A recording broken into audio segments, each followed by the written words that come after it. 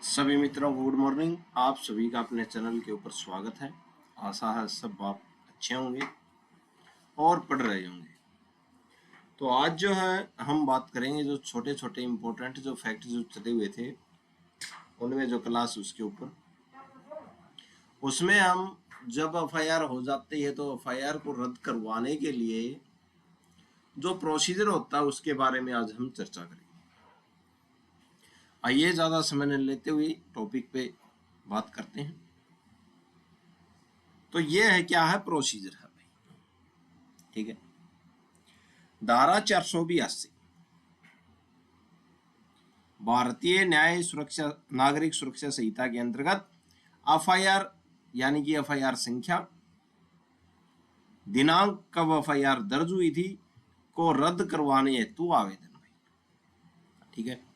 तो आज हम उस बात पर चर्चा करेंगे कि अगर कोई एफआईआर हो जाती है तो एफआईआर को रद्द करवाने के लिए हाई कोर्ट में या न्यायालय में जो एफआईआर दर्ज की जाती है, एफआईआर जो दर्ज हुई है उसको रद्द करवाने के लिए क्या प्रोसीजर है उसके बारे में हम चर्चा करेंगे। हाँ, ये देखते हैं। तो ये है एफआईआर क्या है, एफआईआर को रद्द कराने का क्या है, आवेदन कैसे करते हैं, ठीक है। तो धारा 482 भारतीय नागरिक सुरक्षा संहिता के तहत अगर एफआईआर कोई फ्रॉड है या दुर्भावनापूर्ण करवाई गई है या आपसे बदला लेने के लिए करवाई गई है तो धारा 482 भारतीय नागरिक सुरक्षा संहिता के तहत हम इसको हाई कोर्ट से क्या करवा सकते हैं भाई, रद्द करवा सकते हैं भाई। अब हाई कोर्ट में आवेदन करने का जो ड्राफ्ट है कि कैसा प्रोसीजर होगा और कैसी प्रक्रिया होगी और कैसा आवेदन हमको भर के देना है उसके बारे में हम चर्चा करते हैं भाई। तो सबसे पहले आएगा न्यायालय का नाम, जैसे माननीय हाई कोर्ट ऑफ इलाहाबाद में, ठीक है। तो पहली बात ऊपर आएगा जिस न्यायालय में हम क्या कर रहे हैं, ये आवेदन जिस न्यायालय से हम एफआईआर रद्द करवाना चाहते हैं, ठीक है। तो एफआईआर धारा 482 के तहत हाई कोर्ट से रद्द होती है, ठीक है। तो न्यायालय का नाम, फिर है अधिकार क्षेत्र, ठीक है। आपराधिक अधिकारिकता, ठीक है, हम आपराधिक जो अधिकार क्षेत्र है वो लिखेंगे, फिर आवेदन संख्या लिखेंगे और फिर क्या लिखेंगे, डेट लिखेंगे, ठीक है, सन लिखेंगे, सॉरी, ठीक है। तो जो आवेदन संख्या जो है वो और क्या लिखेंगे, उसका सन लिखेंगे। अब उसके नीचे क्या लिखेंगे, हम उसके नीचे लिखेंगे विषय। विषय में क्या लिखेंगे, धारा 482 भारतीय नागरिक सुरक्षा संहिता के अंतर्गत एफआईआर संख्या यानी कि एफआईआर जो है उसकी संख्या कितनी है, एफआईआर नंबर कितना है भाई, फिर दिनांक किस तारीख को क्या हुई है ये दर्ज हुई है, को रद्द करवाने हेतु आवेदन कर रहे हैं भैया, ठीक है। ये विषय दे दिया हमने, ठीक है। अब क्या है नीचे, आवेदक भाई। आवेदक कौन होगा, जो आवेदन कर रहा है न्यायालय में, ठीक है। तो आवेदक का नाम, ठीक है, जैसे मोहन हो गया और उसके पिता का नाम, जैसे मोहन के ऊपर एफआईआर हुई तो मोहन का नाम लिख दिया हमने। फिर नीचे मोहन के पिता का नाम और कहाँ का मोहन रहने वाला है, ठीक है। बनाम, बनाम जो है किसके खिलाफ में है तो उसका भी हम क्या लिखेंगे, जैसे प्रतिवादी भाई, ठीक है, कि किसने एफआईआर दर्ज करवाई है। तो यहाँ पे अगर क्रिमिनल केस जो है वो राज्य सरकार का हो गया, ठीक है, राज्य सरकार होते हैं उसके अंदर। फिर क्या है, थाना प्रभारी और थाना, इसका थाने का नाम लिखेंगे हम, और या अन्य कोई हो तो वो भी हम लिख सकते हैं बीच में, ठीक है। ये हमने प्रारूप बता दिया भाई। फिर नीचे क्या आएगा, प्रार्थना पत्र भाई। प्रार्थना पत्र में हम क्या लिखेंगे, ठीक है, प्रार्थना पत्र में क्या लिखेंगे उसके बारे में हम देखते हैं। हम किसको, न्यायालय को क्या करेंगे, निवेदन करेंगे भाई। माननीय न्यायालय के समक्ष हम क्या करेंगे, निवेदन करेंगे। निवेदन कैसे करेंगे, यह है कि प्रस्तुत आवेदन न्याय हित में तथा न्यायालय को निहित शक्तियों के प्रयोग हेतु प्रस्तुत किया जा रहा है भाई, ठीक है। कि हम ये लिखेंगे कि ये जो आवेदन जो है ये न्याय हित में, कि न्याय दिलवाने के लिए न्याय हित में न्यायालय यानी कि न्यायालय हाई कोर्ट को हाईकोर्ट की निहित शक्तियों में प्रयोग हेतु क्या किया जा रहा है, प्रस्तुत किया जा रहा है कि न्यायालय की शक्तियां जो हैं क्या है, एफआईआर करने की हैं। तो इसके प्रयोग हेतु हम इसको क्या कर रहे हैं, प्रस्तुत कर रहे हैं भाई आवेदन को। ठीक है भाई, नीचे क्या लिखेंगे, यह है कि आवेदक अत्यंत आत्मपूर्ण इस माननीय न्यायालय के समक्ष उपस्थित होकर न्याय की प्रार्थना करता है। तो हम ये भी लिख सकते हैं कि जो आवेदक जो है, जो आवेदन कर रहा है, वो क्या है, सम्मान पूर्वक जो है माननीय न्यायालय के समक्ष उपस्थित होकर क्या है, न्याय की प्रार्थना करता है कि न्यायालय न्याय करे भाई। ठीक है भाई, तीसरी बात में हम क्या लिखेंगे, यह है कि वर्तमान प्रकरण में, यानी कि जो वर्तमान जो एफआईआर जो हुई है प्रकरण में, माननीय न्यायालय का हस्तक्षेप आवश्यक एवं उचित है। कि हम ये अरदास करेंगे कि जो ये एफआईआर हुई है इसमें आपका जो क्या है, माननीय न्यायालय आपका हस्तक्षेप आवश्यक है एवं उचित है भाई। ठीक है, आगे हम बात करेंगे, आगे क्या लिखेंगे इसमें, आगे प्रकरण जो है इसके तथ्य लिखेंगे। कैसे लिखेंगे तथ्य, प्रकरण के तथ्य इस प्रकार के हैं कि, अब प्रकरण कौन सा था, जो एफआईआर हुई, इसके तथ्य किस प्रकार के हैं उसके बारे में हम चर्चा करेंगे भाई। नीचे क्या लिखेंगे, यह है कि थाने का नाम लिखेंगे, थाने में एफआईआर संख्या, जो एफआईआर संख्या जो है, जैसे थाना कौन सा होगा, थाना मान लो भिवानी है, भिवानी थाना। ठीक है, एफआईआर संख्या 101, दिनांक इसमें लिख दिया हमने मान लो 26, और धारा लिख दी हमने, धारा ऐसे मान लो ये हुआ धारा 64 के तहत के अंतर्गत दर्ज की गई है। ठीक है, यह है कि अभिलेख पर उपलब्ध सामग्री से स्पष्ट होता है कि उपयुक्त एफआईआर झूठी, दुर्भावनापूर्ण एवं तथ्यों के विपरीत है। ठीक है, ऐसे हम इसको क्या है लिखेंगे भाई, मुख्य 20 कानूनी आधार भाई। ठीक है, अब क्या है, हम क्या देंगे, कानूनी आधार देंगे भाई। यहां तक तो हमने लिख दिया, अब क्या देंगे हम कानूनी आधार देंगे। कौन कौन से कानूनी आधार देंगे,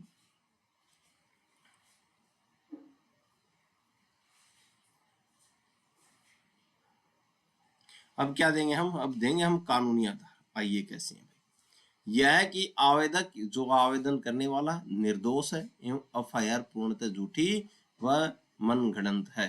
ठीक है भाई, यह है कि एफआईआर दुर्भावनापूर्ण है। ठीक है, यानी कि बदला लेने के लिए बदले की भावना से दर्ज की गई है भाई। ठीक है, आगे हम क्या जिक्र करेंगे इसमें,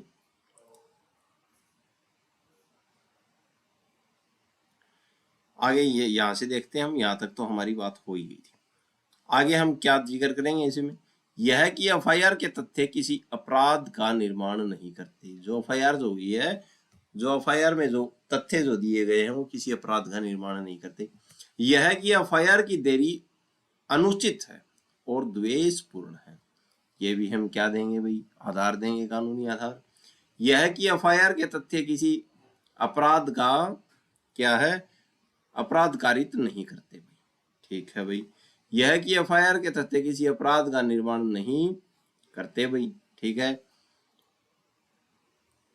फिर हम कारण देंगे, यह है कि एफआईआर के मूल्यवान है और क्या है, गलत है भाई। जो तथ्य जो है, एफआईआर दुर्भावनापूर्ण की गई है भाई। एफआईआर क्या है, एफआईआर के जो तथ्य जो है अपराध का क्या करते हैं भाई, मिथ्या नहीं करते भाई। ठीक है, यानी कि अपराध एफआईआर जो है वो अपराध को साबित नहीं करती भाई। ठीक है, दुर्भावनापूर्ण हमने देख लिया। ठीक है, आगे हम चर्चा करते हैं भाई इसमें।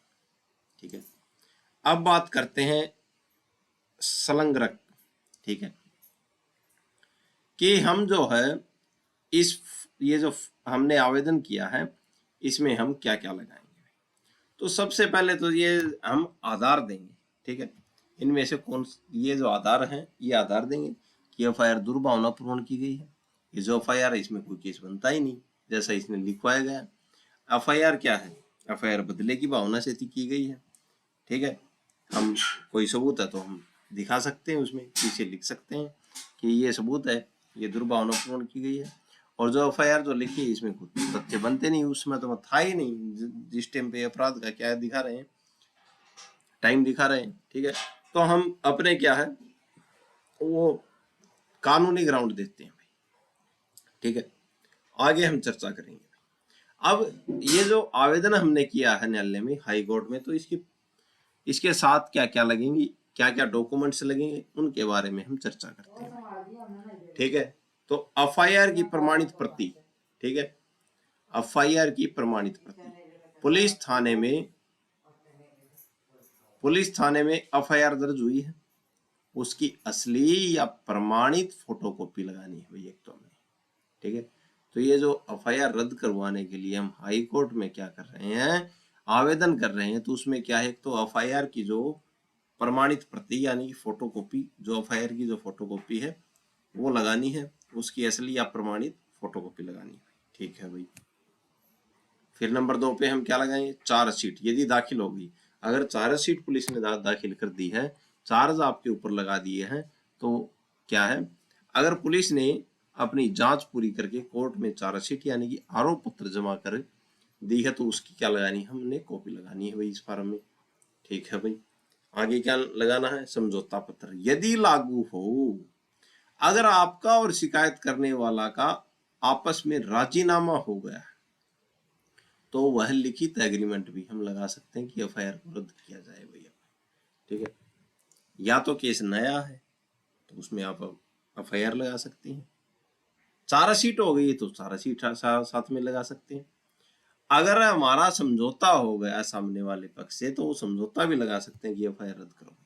अन्य दस्तावेज कोई भी ऐसा कागज या सबूत जो आपकी बेगुनाही साबित करता हो, वो भी आप क्या है साथ में लगाते हैं। ठीक है, उपरोक्त तथ्यों एवं परिस्थितियों को दृष्टिगत रखते हुए कृपया वाद सुनवाई हेतु उपयुक्त अगली तिथि प्रदान करने की कृपा करें। ठीक है, तो आप ये कहेंगे किसके, न्यायालय से, हाई कोर्ट से, कि आप क्या है वाद को सुने। यह कि प्रकरण की उचित सुनवाई हेतु समय प्रदान किया जाना न्याय हित में क्या है, आवश्यक है। ठीक है, समापन और हस्ताक्षर क्या है भाई। अब हम ये जो आवेदन किया है इसका समापन कैसे करते हैं।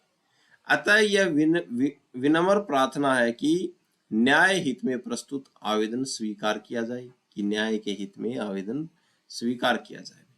आवेदक सदा माननीय न्यायालय के आदेश का पालन करने हेतु बाध्य रहेगा भाई, कि आवेदक जो है न्यायालय का क्या करेगा, पालन करेगा।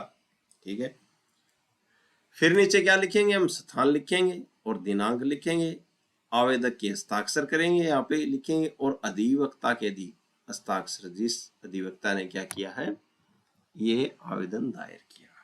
ठीक है, आगे चर्चा करते हैं भाई, अब आगे क्या होगा। ठीक है भाई, एफआईआर धारा 482 भारतीय नागरिक सुरक्षा संहिता विस्तृत कानूनी गाइडलाइन, कानूनी आधार क्या है भैया इसका। ठीक है, एफआईआर जो रद्द का जो अधिकार जो है हाई कोर्ट को भाई, तो एफआईआर रद्द कौन कर सकता है, हमने पहले ही बताया था, एफआईआर रद्द हाई कोर्ट कर सकता है। इसकी शक्ति किसमें निहित है, हाई कोर्ट के रूप में प्राप्त, हाई कोर्ट में है। ठीक है, जो भारतीय नागरिक सुरक्षा संहिता की धारा 482 में दिया गया। ठीक है भाई, आगे बात करते हैं भाई हम भारतीय धारा 482 भारतीय नागरिक सुरक्षा संहिता का उद्देश्य क्या है भैया। ठीक है, उद्देश्य क्या है, हाई कोर्ट इन जो स्थितियों में हस्तक्षेप करता है। हाई कोर्ट क्या करता है भाई, ये जो स्थितियां जो है इनमें हस्तक्षेप करता है।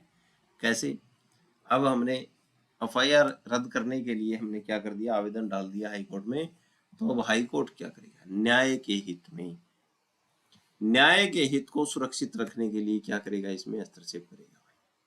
ठीक है, मामला सुनेगा, न्यायालय की प्रक्रिया का दुरुपयोग रोकने के लिए मामला सुनेगा, झूठे दुर्भावनापूर्ण केस को समाप्त करने के लिए क्या करेगा, एफआईआर जो ये जो हमने आवेदन डाला है इसको सुनेगा।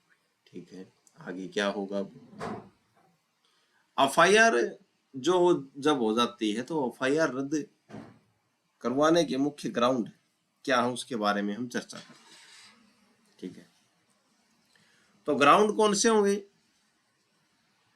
पहली नजर में अपराध न दिखना, पहला ग्राउंड तो है ये।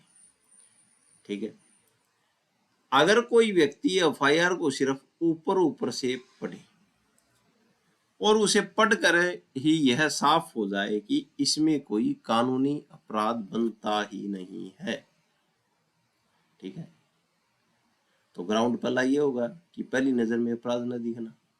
उदाहरण देखते हैं, दो लोगों के बीच नॉर्मल बातचीत या मामूली बहस हुई, लेकिन पुलिस ने या सामने वाले ने उसे एक कड़ा क्रिमिनल केस बनाकर लिखवा दिया। इसमें सिर्फ आरोप लगाए गए, पर कोई ठोस बात या सबूत नहीं है। ऐसे मामले में हाई कोर्ट एफआईआर तुरंत रद्द कर सकता है। ठीक है, तो ऊपर से क्या है, पहला ग्राउंड ये है कि ऊपर से यानी कि पहली नजर में अपराध नहीं दिखना। ठीक है, कि नॉर्मल बातें हो रही थी और केस करवा दिया तो इसका क्रिमिनल केस बना दिया, ऐसा कुछ है ही नहीं इसमें। दूसरा ग्राउंड, सिविल विवाद को क्रिमिनल बना देना। ठीक है, आसान भाषा में देखते हैं, मामला असल में दीवानी यानी जमीन जायदाद का है, पैसों के लेन देन या बिजनेस कॉन्ट्रैक्ट का था, जिसमें सिविल कोर्ट जाना चाहिए था, लेकिन सामने वाले ने जानबूझकर दबाव बनाने या बदला लेने के लिए उस पर पुलिस केस कर दिया भाई। ठीक है, कोर्ट का सिद्धांत क्या है? सुप्रीम कोर्ट का नियम है कि आप किसी भी सिविल मामले को क्या है, क्रिमिनल केस का रंग नहीं दे सकते। ऐसा होने पर हाई कोर्ट एफआईआर रद्द कर देता है। ठीक है, मामला सिविल था, जमीन जायदाद का था, पैसों का था, बिजनेस कॉन्ट्रैक्ट का था, और मामला दबाव देकर पुलिस पर कैसा बनवा दिया, क्रिमिनल बनवा दिया। ठीक है, तो क्रिमिनल मामला बनवा दिया, तो कोर्ट का ये सिद्धांत है कि क्या है, आप किसी सिविल मामले को जबरदस्ती क्रिमिनल केस का रंग नहीं दे सकते भाई। ऐसा होने पर हाई कोर्ट एफआईआर क्या कर सकता है, रद्द कर सकता है भाई। ठीक है, तो ये भी ग्राउंड होता है हमारे पास। आपसी समझौता भाई, अगर एफआईआर दर्ज होने के बाद दोनों पक्षों यानी कि शिकायत करने वाले और आरोपी के बीच आपस में राजीनामा या समझौता हो गया, खासकर इन मामलों में पारिवारिक विवादों, पति पत्नी के आपसी झगड़ों या धारा 458A दहेज प्रताड़ना जैसे केस में। ठीक है, तो क्या होगा, खास बात, भले ही वह अपराध कानून की नजर में समझौता करने योग्य न हो, फिर भी अगर खुश है और आगे मिलकर रहना चाहते हैं तो हाई कोर्ट समझौते के आधार पर केस को क्या कर सकता है भाई, खत्म कर सकता है। ठीक है, ये ग्राउंड भी है हमारे पास। आगे बात करते हैं हम, एफआईआर दुर्भावनापूर्ण हो गई, सम्मन के लिए हाई कोर्ट इसे शुरू में ही क्या कर देता भाई, रद्द कर देता। ठीक है, ये ऊपर वाला पॉइंट रह गया था उसका है। ठीक है, आगे बात करते हैं। आगे क्या है, एफआईआर दुर्भावनापूर्ण हो गई जब एफआईआर किसी सच्चे अपराध की वजह से नहीं, बल्कि सिर्फ और सिर्फ बदले की भावना से दर्ज की गई हो, जैसे पुरानी दुश्मनी निकालने के लिए, समाज में किसी की इज्जत खराब करने के लिए, या झूठे और मनगढ़ंत आरोप लगाकर किसी को फंसाने के लिए। इसे कानून में क्या कहते हैं भाई, गलत इरादा कहते हैं। तो एफआईआर किसी गलत इरादे के लिए करवाई गई हो तो क्या है, हाई कोर्ट उसको रद्द कर सकता है। पूरी तरह कमजोर या असंभव हो गई, एविडेंस जो है पूरी तरह से कमजोर हो या असंभव हो, तो भी क्या है, हाई कोर्ट उसको रद्द कर सकता है भाई एफआईआर। एफआईआर में जो कहानी लिखी गई है वह इतनी अजीब और असंभव है कि कोई भी समझदार इंसान उस पर यकीन नहीं कर सकता। ठीक है, उदाहरण देखते हैं। उदाहरण क्या है, आरोप इतने कमजोर या बेतुके हैं कि अगर इस पर पूरा मुकदमा यानी कि ट्रायल जो है चलाया भी जाए तो भी कोर्ट में केस 2 मिनट टिक नहीं सकता और आरोपी को सजा नहीं होनी है।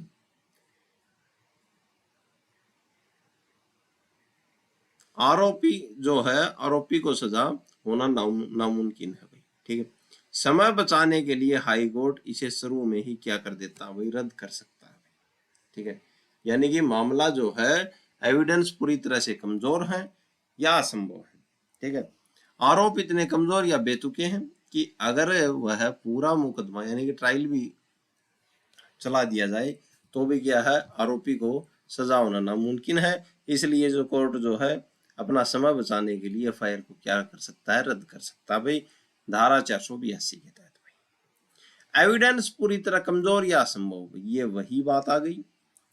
ठीक है, आरोप इतने कमजोर या बेतुके हैं कि अगर इस पर पूरा मुकदमा चलाया भी जाए तो भी कोर्ट में केस 2 मिनट तक नहीं टिक सकता और आरोपी क्या है, आरोपी को सजा देना नामुमकिन है। आरोपी को सजा मिलना नामुमकिन है। समय बचाने के लिए कोर्ट क्या है, इसे शुरू में ही क्या कर सकता है भाई, रद्द कर सकता है। नामुमकिन का मतलब यह है कि सबूत जो है, जो एफआईआर ऐसे करवा दी गई है जो लग ही नहीं रही कि इसने अपराध किया। ठीक है, आगे चर्चा करते हैं। तो भी क्या है, हाई कोर्ट एफआईआर को रद्द कर सकता। महत्वपूर्ण बिंदु 8 ऐसे पॉइंट हैं जिन पर वकील साहब और आपको सबसे ज्यादा फोकस करना चाहिए। अगर आप इन पर फोकस रखेंगे तो जीवन में आपको काम आएंगे। ठीक है, ताकि कोर्ट में आपका केस मजबूत बने और एफआईआर रद्द होने के चांस बढ़ जाए। ठीक है, कौन कौन से हैं वो 8 केस? पहले तो जो हमने बात ऊपर देखी थी, ठीक है, कौन कौन सी बात थी उसमें जो हमने बात जो देखी थी कि कैसे एफआईआर को दुर्भावनापूर्ण लिखवाया गया, पुलिस से मिलकर लिखवाया गया, सिविल को क्रिमिनल बनाया गया, वो 20 पॉइंट थे, उनको हमने देखी। तो मजबूत लीगल ग्राउंड्स का मतलब यह है कि उन 20 पॉइंटों में से अगर कहीं पे ये मामला सेट बैठ जाता है तो हम मजबूत तरीके से अर्जी में लिखना चाहिए वो बात कि ऐसे एफआईआर रद्द करनी चाहिए कि ये ऐसे सेट नहीं बैठ रही, दुर्भावनापूर्ण किया है। ठीक है भाई, केस लॉ स्पॉट भाई। ठीक है, आपके केस से मिलते जुलते सुप्रीम कोर्ट के पुराने ऐतिहासिक फैसलों का हवाला देना जरूरी है भाई। ठीक है भाई, ठीक है, वकील साहब को लेटेस्ट और सबसे रिलेवेंट केस कोर्ट के सामने रखने चाहिए भी कि इस केस में सुप्रीम कोर्ट ने ये बात कही थी। ठीक है, इसलिए मेरे मुवक्किल को भी क्या किया जाए, एफआईआर रद्द की जाए। प्रॉपर ड्राफ्टिंग भी, अर्जी में बातें सही फॉर्मेट में होनी चाहिए, सटीक बातें होनी चाहिए और जो ये क्रोनोलॉजिक ऑर्डर जो है, क्रोनोलॉजिकल ऑर्डर में होनी चाहिए, यानी पहले क्या हुआ फिर क्या हुआ, तारीख दर तारीख लिखनी चाहिए भाई। ठीक है, अंतरिम राहत भाई, केस चलने तक पुलिस की जांच या गिरफ्तारी पर तुरंत रोक की मांग बहुत प्रभावी ढंग से और सही कारणों के साथ करनी चाहिए भाई। ठीक है, प्रॉपर जो है अर्जी में हमने इंडेक्स गिरने चाहिए और जो फॉर्मेटिंग जो है वो करनी चाहिए भाई, जो हम अर्जी लगा रहे हैं। अर्जी में पेज नंबर, विषय सूची और पूरा फॉर्मेट बिल्कुल हाई कोर्ट के नियमों के अनुसार होना चाहिए। इससे अर्जी देखने में क्या होती है, प्रोफेशनल लगती है और पढ़ने में आसानी होती है। पहले पेज पर लिखे गए सभी जरूरी दस्तावेज जैसे एफआईआर कॉपी, चार्जशीट आदि हो, समझौता पत्र यदि हो और आपकी बेगुनाही के सबूत अर्जी के साथ क्या हो, लगे होने चाहिए। ठीक है, संलग्न होने चाहिए। तथ्य पूरक प्रस्तुति भाई, आवेदन में दी गई सभी जानकारी और तथ्य बिल्कुल सही होने चाहिए। अगर वकील साहब तथ्यों को सही तरीके से पेश करेंगे तभी कोर्ट राहत देने पर विचार करेगा। ठीक है, शॉर्ट ड्राफ्ट कोशिश यह होना चाहिए कि ड्राफ्ट बहुत लंबा और उलझा हुआ न हो, ठीक है, छोटा होना चाहिए, ठीक है। आगे चर्चा करते हैं कानूनी प्रक्रिया का दुरुपयोग। जब कोई वास्तविक अपराध या न्याय के लिए पुलिस केस नहीं किया जाता, बल्कि कानून को एक हथियार की तरह इस्तेमाल किया जाता है, तो उसको क्या बोलते हैं भाई? कानून का दुरुपयोग बोलते हैं। अगर कानून का दुरुपयोग करके आपके ऊपर एफआईआर करवा दी, एफआईआर दर्ज कराने का एकमात्र मकसद सामने वाले इंसान को मानसिक, सामाजिक या आर्थिक रूप से परेशान और प्रताड़ित करना होता है। जब कोर्ट को ऐसा लगता है तो वह इसे कानूनी प्रक्रिया का दुरुपयोग मानकर रद्द कर सकता है, ठीक है। एफआईआर रद्द में हाई कोर्ट किन बातों को ध्यान में रखता है? ध्यान रखना भाई, ये काम आएंगी कि हाई कोर्ट कौन कौन सी बातों को देखेगा, कि किन बातों को देखता है। जब वकील साहब जज साहब के सामने बहस करते हैं तो कोर्ट मुख्य रूप से इन पॉइंट को गहराई से देखता है। नंबर 1, एफआईआर की भाषा और आरोपी। एफआईआर में क्या कहानी लिखी गई है और शिकायतकर्ता ने क्या शब्द इस्तेमाल किए हैं भाई, ठीक है भाई। आगे क्या है? क्या पहली नजर में ही आरोपों को देखकर कोई जुर्म होना साबित हो रहा है, ठीक है। कि जब हम पहली नजर में किसी एफआईआर को पढ़ते हैं तो उससे ये लग रहा कि हाँ कोई आरोप कि कोई जुर्म होना साबित हो रहा है, ठीक है भाई। ये भी न्यायालय देखता है। क्या मामला सिविल है या क्रिमिनल है? क्या यह कोई आपसी पैसों या प्रॉपर्टी का मैटर है जिसे जानबूझकर पुलिस केस बना दिया गया है?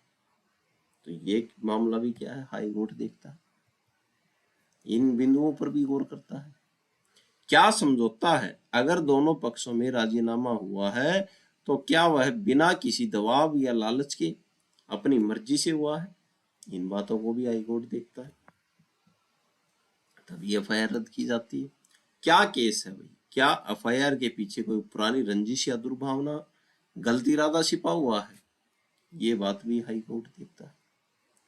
क्या आरोपी को परेशान किया जा रहा है? क्या बिना किसी ठोस वजह के आरोपी को कानूनी चक्रों में घसीटा जा रहा है? इन बातों पर भी माननीय हाई कोर्ट क्या करते हैं भाई? विचार करते हैं भाई। आइए आगे चर्चा करते हैं। महत्वपूर्ण सुप्रीम कोर्ट के जजमेंट हाई कोर्ट में अपनी बात मनवाने के लिए सुप्रीम कोर्ट के पुराने फैसलों की ताकत होनी चाहिए। यहाँ 3 सबसे बड़े कानून समझौते कानूनी केस जो है वो समझाए गए हैं। पहला केस है हमारे पास भजनलाल का ऐतिहासिक केस भाई, स्टेट ऑफ हरियाणा बनाम भजनलाल भाई। यह एफआईआर रद्द का सबसे बड़ा और मुख्य मील का पत्थर है, ध्यान रखना भाई, इस केस को आपके भी काम आएगा भाई, ठीक है। इस केस में सुप्रीम कोर्ट ने 7 प्रमुख आधार तय किए थे, ठीक है। कोर्ट ने कहा कि अगर किसी एफआईआर में इन 7 में से कोई भी बात मिलती है तो हाई कोर्ट उसे तुरंत रद्द कर सकता है। किसको? एफआईआर। जैसे अपराध न बनना किसी एफआईआर, कहानी का बिल्कुल असंभव होना, दुर्भावना से दर्ज होना कोई एफआईआर, या सिविल मामले को क्रिमिनल बनाना। ये बात भजनलाल केस बनाम स्टेट ऑफ हरियाणा में बात कही गई थी कि अगर ये बातें हमको किसी एफआईआर में लग रही हैं तो हाई कोर्ट उनको क्या कर सकता है? रद्द कर सकता है भाई उस एफआईआर।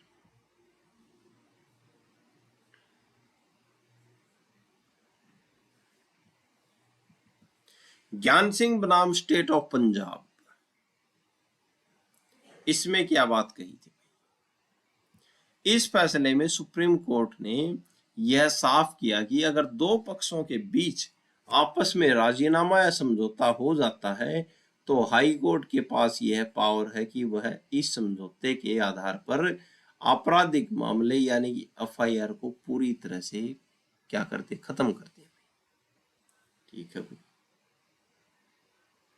नरेंद्र सिंह बनाम स्टेट ऑफ पंजाब इस मामले में क्या कही थी? इस केस में सुप्रीम कोर्ट ने विस्तार से गाइडलाइंस यानी कि नियम दिए भाई कि समझौता होने पर भी किन गंभीर मामलों में एफआईआर रद्द नहीं की जा सकती भाई। ठीक है, अगर समझौता हो गया तो भी इन मामलों में एफआईआर रद्द नहीं की जा सकती। कौन से मामलों में? एक तो मर्डर, एक रेप आदि। और किन मामलों में? जैसे पारिवारिक या कम गंभीर विवाद समझौता होने पर कोर्ट को एफआईआर तुरंत रद्द कर देनी चाहिए। यह इस केस में बात कही थी मैंने। आगे चर्चा करते हैं। एफआईआर रद्द कब नहीं होती, किन मामलों में कोर्ट राहत नहीं देता भाई, आइए देखते हैं। तो हाई कोर्ट जो है किन मामलों में एफआईआर रद्द नहीं करता? हाई कोर्ट हर मामले में एफआईआर रद्द नहीं करता। अगर मामला बहुत गंभीर है तो कोर्ट साफ मना कर देता है। जैसे कौन से मामले हैं भाई? एक तो है गंभीर अपराध, मर्डर, रेप, आतंकवाद जैसे जघन्य मामलों में समझौता होने पर भी एफआईआर रद्द नहीं होती। ठीक है भाई। समाज पर बुरा प्रभाव डालने वाले अपराध, ऐसे जुर्म जिससे किसी एक व्यक्ति का नहीं बल्कि पूरे समाज का नुकसान हो, तो ऐसे मामले में भी एफआईआर रद्द नहीं होती। बड़े स्तर के आर्थिक अपराध भी, करोड़ों के घोटाले, बैंक धोखाधड़ी या जाली नोट चलाने जैसे बड़े स्कीम में भी एफआईआर रद्द नहीं होती भाई। सरकार भ्रष्टाचार की केस भाई, रिश्वतखोरी या सरकारी पैसे के गबन के मामले में भी एफआईआर क्या है, रद्द नहीं होती। ठीक है भाई। एफआईआर रद्द की जो प्रक्रिया जो है उसके बारे में हम चर्चा करते हैं भाई। अगर आपको अपनी एफआईआर रद्द करानी है तो कोर्ट में इन 5 स्टेप को जरूर, इन 5 स्टेप से गुजरना पड़ेगा। कौन कौन से हैं वो 5 स्टेप? अर्जी तैयार करना भाई। सबसे पहले नए कानून की धारा 482 भारतीय नागरिक सुरक्षा संहिता के तहत एक मजबूत याचिका तैयार की जाती है। ठीक है भाई। दूसरा स्टेप, दस्तावेज लगाना भाई। ठीक है, कि जो आपके पास दस्तावेज हैं वो इसके साथ लगाएं भाई। ठीक है भाई, 2 स्टेप हो गए। तीसरा स्टेप क्या है? ड्राफ्ट में और मजबूत पॉइंट कैसे जोड़े। अगर आप चाहते हैं कि आपका केस पहली सुनवाई में जज साहब को सही लगे तो अपने आवेदन में 3 सबसे स्ट्रॉन्ग पॉइंट जरूर जोड़े भाई। कौन कौन से? एक तो मौलिक अधिकारों का हनन भाई। कोर्ट को बताएं कि इस केस की वजह से आपके सम्मान से जीने और आजादी के अधिकार आर्टिकल 21 का सीधा उल्लंघन हो रहा है। ठीक है, तो कोर्ट को बताएं कि ये केस जो है ये एफआईआर की है, इससे क्या है, आर्टिकल 21 सम्मान से जीना और आजादी से जीने के अधिकार का क्या हो रहा है, उल्लंघन हो रहा है। ठीक है भाई। दूसरा पॉइंट कौन सा डालें? कोई आपराधिक इरादा नहीं भाई। यह साफ साफ लिखें कि आरोपी की नीयत या इरादा कभी भी कोई अपराध करने की नहीं थी भाई। ठीक है, कानून में बिना गलत इरादे के अपराध साबित करना बहुत मुश्किल होता है। ठीक है, एफआईआर दर्ज कराने में देरी भाई। अगर घटना के बहुत दिनों या महीनों बाद बिना किसी ठोस वजह के एफआईआर लिखाई गई है तो इसे कोर्ट के सामने मजबूती से रखें भाई। कोर्ट इसे बदला लेने की भावना से बनाई गई कहानी मान सकता है। तो ये 3 पॉइंटों को आप ध्यान में रखें जब भी आप एफआईआर रद्द करवाने की क्या अर्जी डाल रहे हैं भाई न्यायालय के सामने। आइए आगे चर्चा करते हैं हम।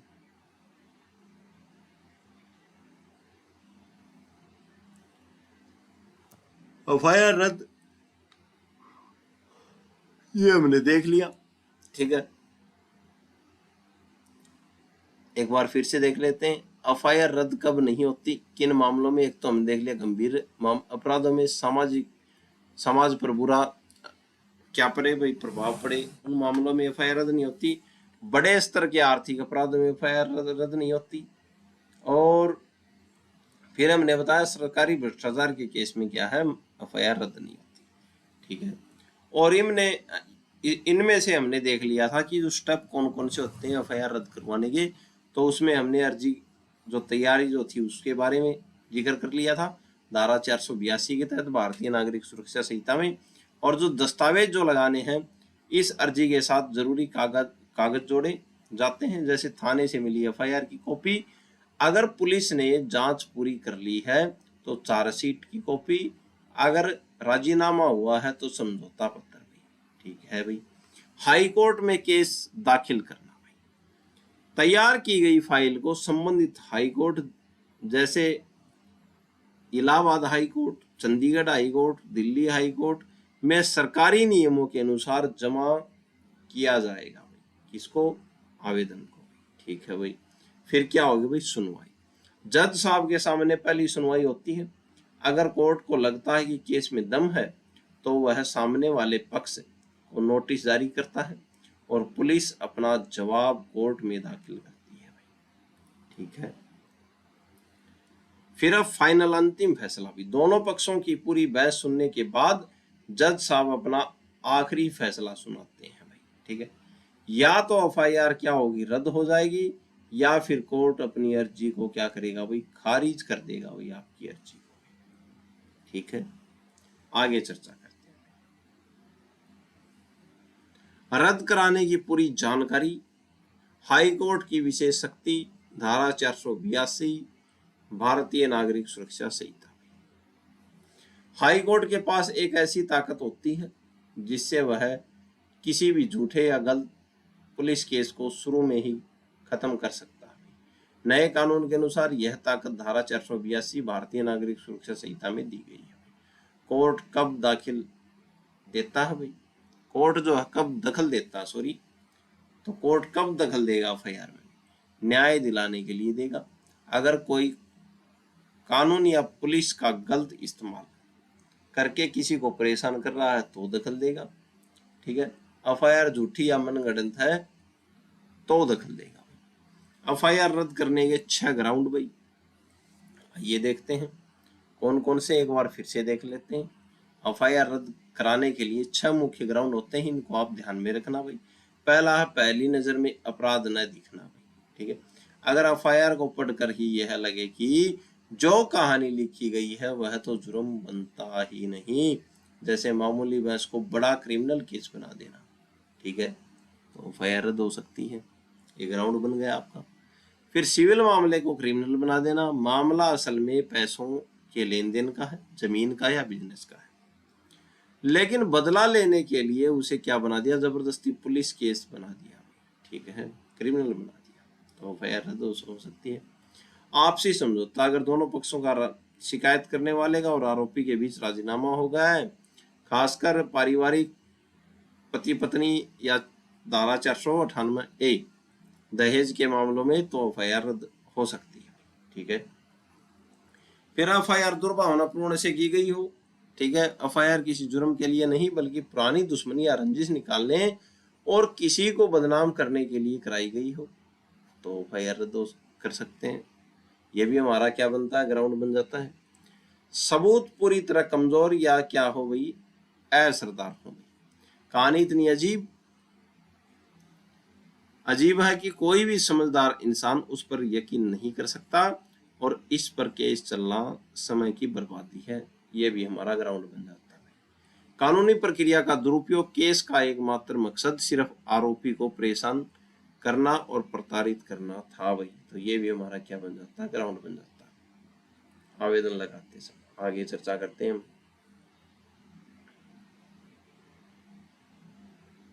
ये तीनों केस हमने देख लिए। रद्द कराने की पूरी प्रक्रिया, तो कोर्ट किन बातों पर ध्यान देता है, कोर्ट एफआईआर में लिखी गई कहानी और आरोप कितना गंभीर है उस पर ध्यान देगा। क्या वह कोई आपसी पैसों का मैटर तो नहीं, इस पर कोर्ट ध्यान देगा। क्या समझौता यानी कि बिना किसी दबाव के समझौता हो गया है तो उस पर ध्यान देगा। क्या एफआईआर बहुत देरी से यानी डिले इन एफआईआर लिखवाई गई है, देरी से एफआईआर लिखवाई गई बिना किसी ठोस वजह से, तो कोर्ट उन बातों पर ध्यान देगा। क्या एफआईआर को जानबूझकर परेशान करने के लिए किया गया है, तो कोर्ट उस पर ध्यान देगा। सुप्रीम कोर्ट के 3 बड़े केस हमने देख लिए। एक तो भजनलाल बनाम स्टेट ऑफ हरियाणा, यह एफआईआर रद्द कराने का सबसे मुख्य केस है। इसमें सुप्रीम कोर्ट ने 7 आधार दिए थे। अपराध न बनना, दुर्भावनापूर्ण से, ठीक है, सिविल केस को क्रिमिनल बना देना, तो ये 7 पॉइंट दिए थे। फिर हमने पंजाब वाला केस देखा इसमें।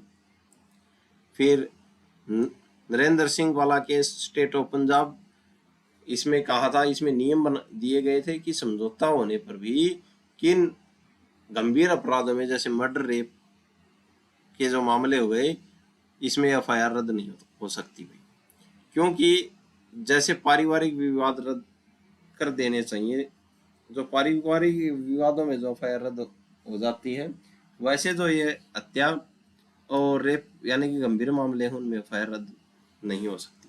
ठीक है, ये बात नरेंद्र सिंह बनाम स्टेट ऑफ पंजाब के मामले में बात कही थी न्यायालय ने। आगे चर्चा करते हैं भाई।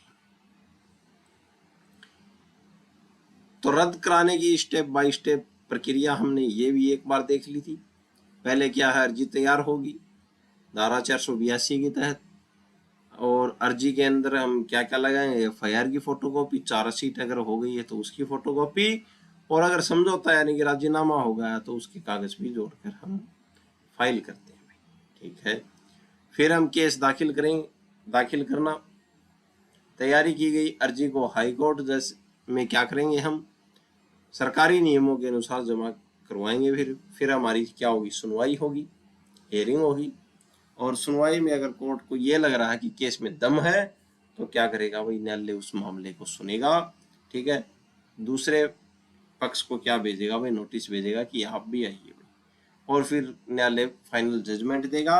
जजमेंट में या तो आपकी जो आवेदन है वो खारिज हो जाएगा, या आपका केस क्या है ओपन होके और आपकी एफआईआर रद्द हो जाएगी। एफआईआर कब रद्द नहीं हो सकती, किन मामलों में, एक तो जो गंभीर मामले हैं, जघन्य मामले हैं, उनमें रद्द नहीं होती। हत्या वाले, बलात्कार वाले, आतंकवादी, बड़े स्तर के आर्थिक मामले, करोड़ों के घोटाले या बैंक धोखाधड़ी, ठीक है, इन मामलों में एफआईआर रद्द नहीं होती। और सरकारी भ्रष्टाचार के मामले में एफआईआर रद्द नहीं होती। अर्जी को मजबूत बनाने के लिए क्या जोड़े, ठीक है, तो अर्जी को मजबूत बनाने के लिए क्या है, जो भी हम अर्जी लगाएं, कोर्ट को बताएं कि इस झूठे केस की वजह से आपके सम्मान से जीने, और एक तो आप जो मौलिक अधिकार हैं उनको हवाला दें। आर्टिकल 21 सम्मान से जीने और आज़ादी से जीने का अधिकार, ठीक है, उसका अधिकार दें। उसका क्या है, आप हवाला दें, कोई आपराधिक इरादा नहीं था। ठीक है, तो आप ये कहें कि मेरा ये काम करने का कोई आपराधिक इरादा नहीं था। यह साफ साफ लिखें कि आरोपी की नीयत या इरादा कभी भी किसी को अपराध करने का नहीं था भाई। अंतरिम राहत भाई, ठीक है, पुलिस से गुहार लगाएं कि आपको क्या मिले, अंतरिम जमानत मिले। पुलिस से नहीं, कोर्ट से, सॉरी, कोर्ट से गुहार लगाएं कि जब तक इस केस का फैसला आए तब तक पुलिस की छानबीन या आरोपी की गिरफ्तारी पर तुरंत रोक लगा दी जाए। ठीक है, तो ये था एफआईआर को रद्द करवाने की प्रक्रिया कैसे होती, कैसे फॉर्म भरा जाता है, क्या क्या उसमें लिखा जाता है, क्या क्या ग्राउंड दिए जाते हैं जिससे आप ये अर्जी को सुना जाए भी न्यायालय में। ठीक है, तो आज के लिए इतना ही। आशा है आपको समझ में आया होगा, आपको अच्छा लगा होगा, जीवन में आपके ये काम आएगा। चैनल को लाइक करें, शेयर करें, ज़्यादा से ज़्यादा अपने फ्रेंडों तक पहुँचाएं। आज के लिए इतना ही। धन्यवाद, धन्यवाद, धन्यवाद।